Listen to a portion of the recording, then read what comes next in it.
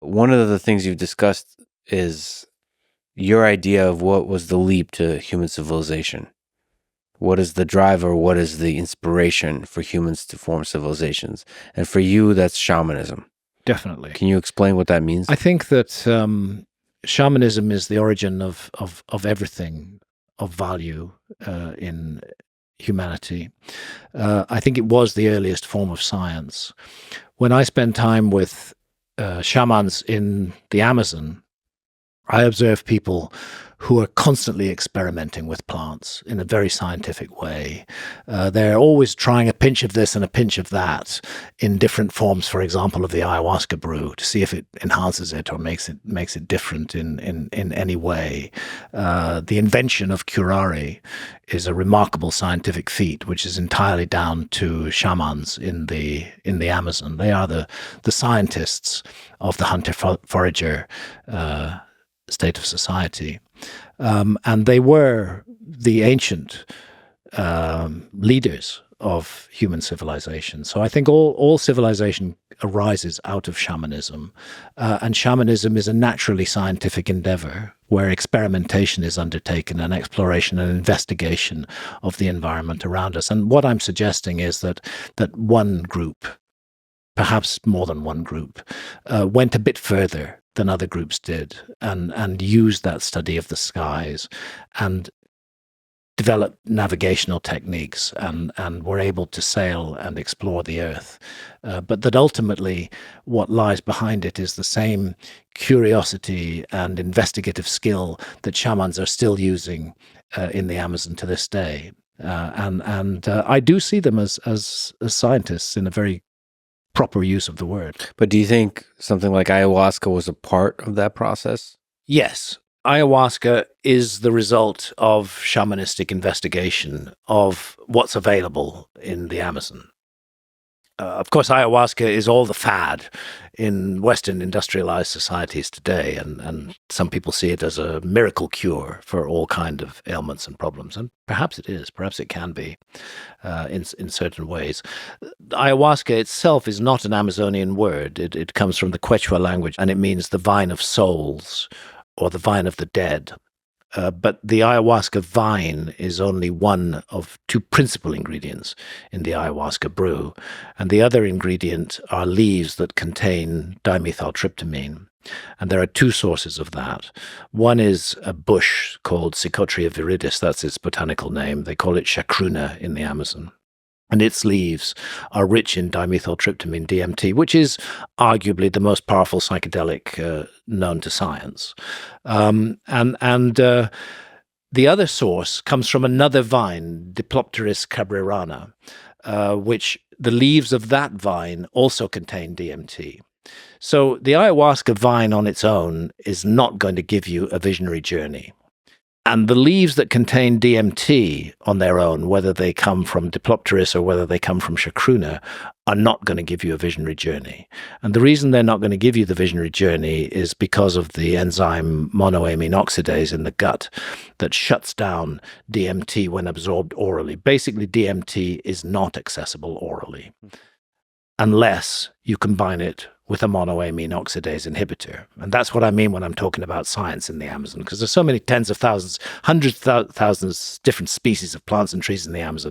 And they've gone around and they've found just 2 or 3 of them that put together can produce these extraordinary visionary experiences. Just imagine the number of plants they had to have eaten. Yeah. It consumed and smoked or all kinds of combinations to arrive at that. Exactly. To realize that this is something very special, and then to use the principles there to find another form of it. So ayahuasca is the form that is made with the ayahuasca vine and the leaves of the chacruna plant, but yahe is made from the ayahuasca vine and the leaves of another vine, Diplopteris cabrerana, which contain not only NN-DMT, which is the DMT that everybody's pretty much familiar with these days, but also 5-MeO-DMT, and the yahe experience, which I have also had, in my view, is more intense and more powerful, almost to the point of being overwhelming, than the ayahuasca experience. But what the result of this sophisticated chemistry that we find taking place here is a brew which is hideous to drink. The taste, I find it quite repulsive. I almost retch just smelling it in the cup.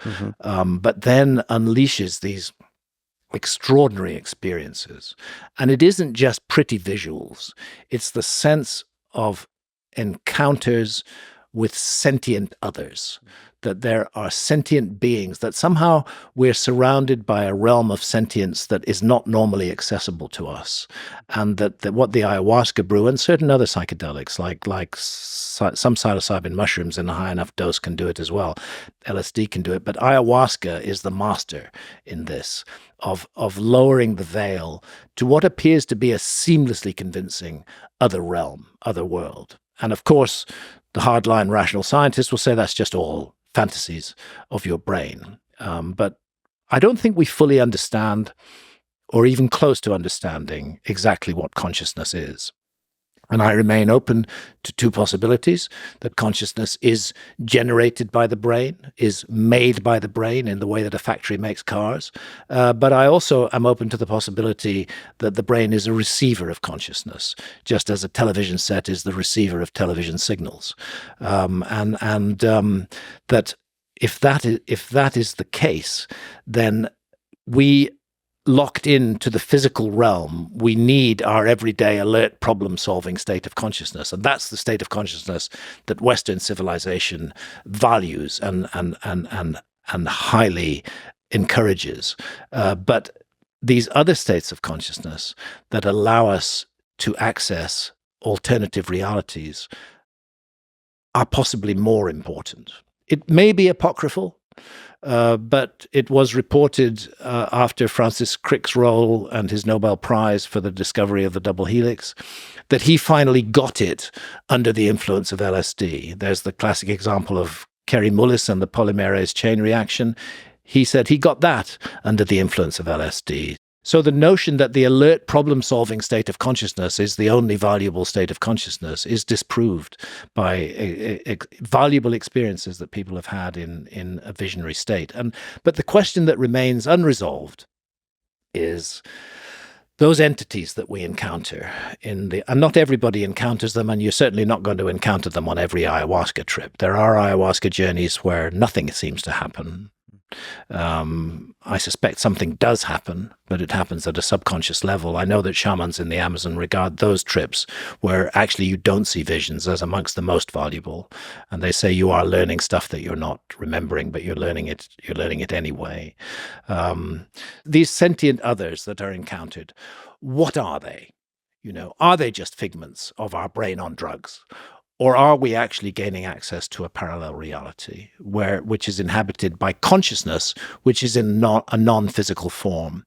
And I'm equally open to that idea. I think that may be what is going on here with ayahuasca. But the other thing is that there is a presence within the ayahuasca brew, and she is present both in ayahuasca and in yahe. And that's one of the reasons why the shamans say that actually the master of the process is the ayahuasca vine, not the leaves. It's as though the vine has harnessed the leaves to gain access to human consciousness. And there, if you have sufficient exposure to ayahuasca or yahe, you drink it enough times. I've had maybe 75 or 80 journeys with ayahuasca. You definitely start to feel an intelligent presence with a definite personality, which I interpret as feminine, and which most people in the West interpret it as feminine, and they call her Mother Ayahuasca. There are some tribes in the Amazon who interpret the spirit of ayahuasca as male, but in all cases, that spirit is seen as a teacher.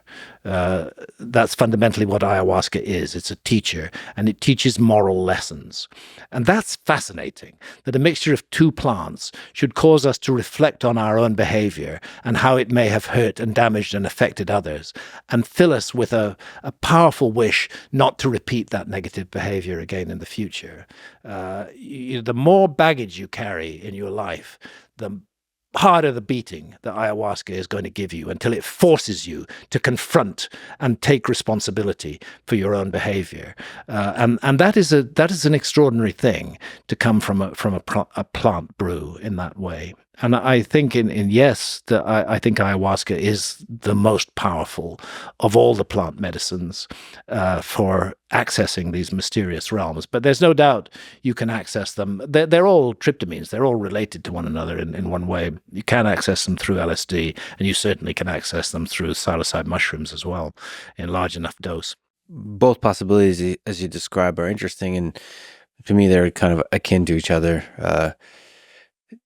I wonder what the limit of the brain's capacity is to create imaginary worlds and treat them seriously and make them real, and in those worlds explore and have real sort of moral, deep brainstorming sessions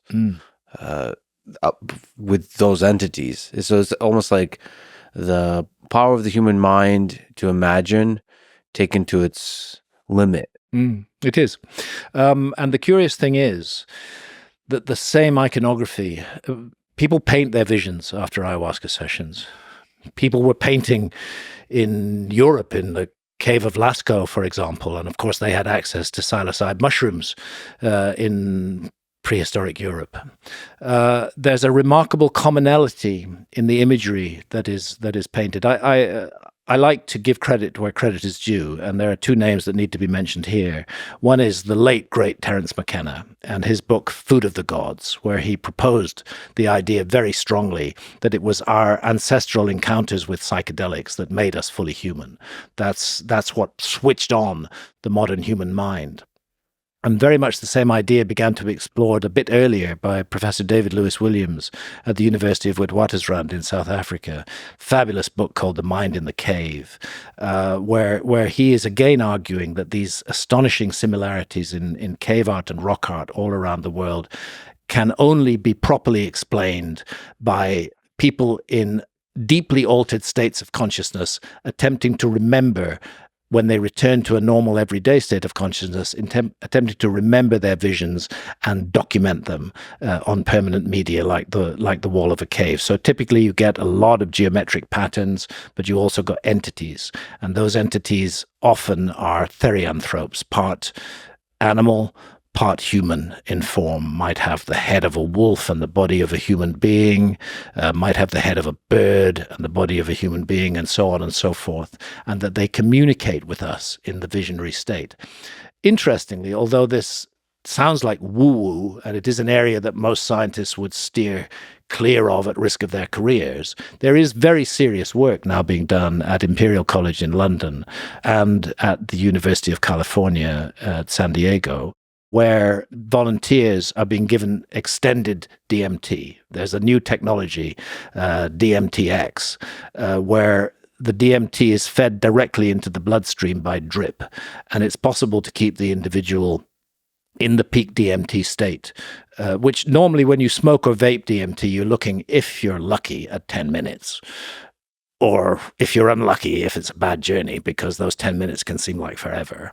But with DMTX, with the drip feeding of DMT into the bloodstream, these volunteers actually could be kept in the peak state for hours. And unlike LSD, where you rapidly build up tolerance, nobody ever builds up tolerance to DMT. It always hits you with the same power. Even if you took it yesterday and the day before, and you're taking it tomorrow as well, it's still going to have that same power. There's no tolerance there. So that's how they can use that lack of tolerance to keep volunteers in this state. And then when they debrief those volunteers, they're also putting them in MRI scanners and looking at what's happening in the brain.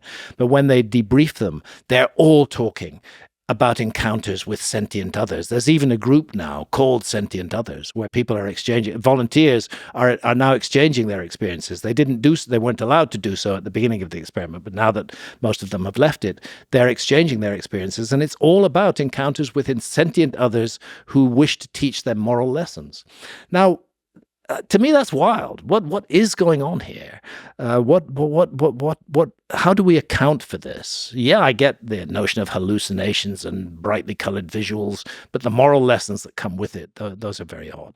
Yeah, and would you say that the reason that could give birth to a civilization is it because such visions can help create myths, and especially like religious myths, that would be a cohesive thing for a large group of people to get around? Yeah, and can help us to be better members of our own community. Right, with moral lessons. Yeah, more contributing members of our community, more caring, more nurturing members of our community. That's got to be good for any community.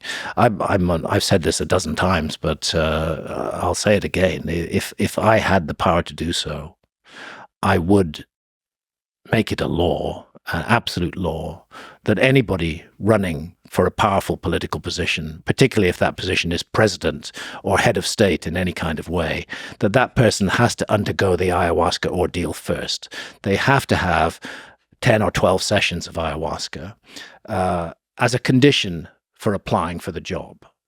I suspect that most who had those experiences wouldn't want to apply for the job anymore. They would want to live a different kind of life. And those who did want to carry on being a leader of a nation would be very different people from the people who are leading the nations of the earth into chaos and destruction today. Yeah, they would be doing it for the right reasons. I mentioned to you, I recently interviewed Donald Trump and actually brought up this same idea that it would be a much better world if most of Congress and most politicians would take some form of psychedelic at the very least. I have no doubt that it would be a better world. I mean, this raises an interesting point, which is the role of government in controlling our consciousness. And in my opinion, the so-called war on drugs is one of the fundamental abuses of human rights that have been undertaken in the past 60 years. It should be a Republican issue. If I understand the Republican Party correctly, the Republican Party believes in individual freedom for adults as much as possible, and particularly the freedom to make choices over their own bodies. But in the case of even cannabis, I know that's one of the great things that's happening in America.